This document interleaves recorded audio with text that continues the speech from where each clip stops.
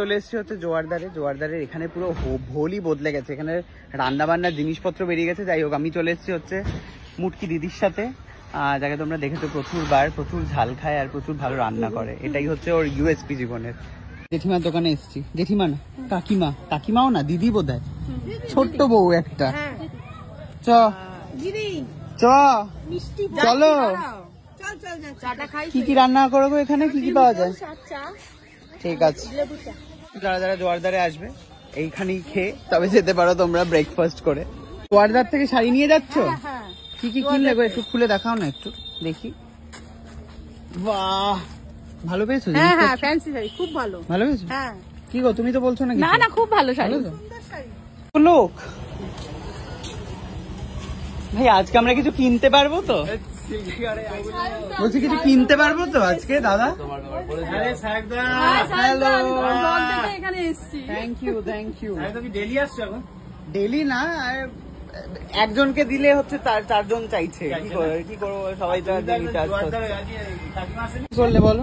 Mutton করেছি, পাবদা মাছ করেছি। পাতলা মাছ না পাবদা? না, আসেনি। আজকে এসছে এই যে আমার দিদি এসছে, সুকান্ত, অনন্যা, সবাই এসছে, অনন্যার বাবা মা। ঠিক আছে চলো। আজকে আমি বুঝতে পারছি না এত ভিড়ের মধ্যে কি করে তোকে শাড়ি দেখাবো।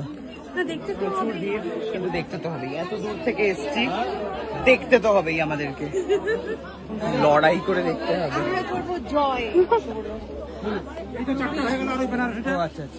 এখানে বিয়ের শপিং, সবাই মিলে দাঁড়িয়ে শাড়ি দেখতে পাচ্ছ কিছু? কত দাম? এই খোলো না, এটা কত দাম? হেভি দেখতে এটা,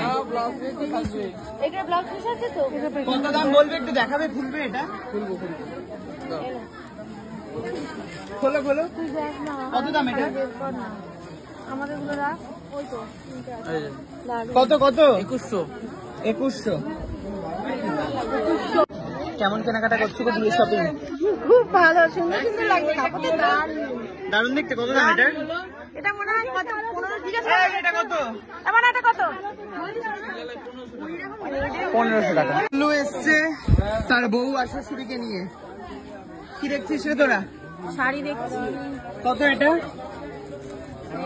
হ্যাঁ 1150। আর তোমার হাতে পিঙ্কটা কত দাম এটা? হ্যাঁ 1300।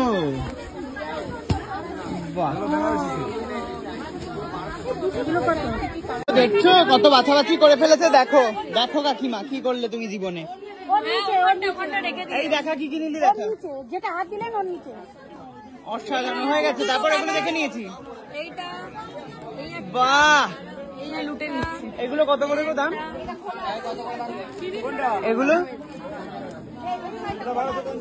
1250।